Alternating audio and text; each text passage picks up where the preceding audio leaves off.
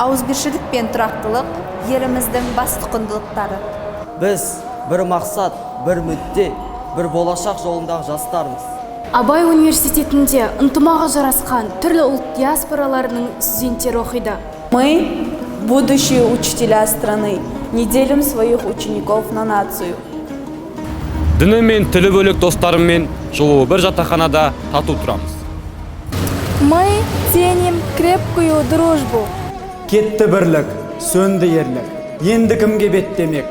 Елің ала, отты шала, тайсаяғың кім көмбек? Деген Абай атамыздың сөздері бүгінде өзекті. Бірлігі жарасқан, елге қонған бағымызды қадірлей білейік.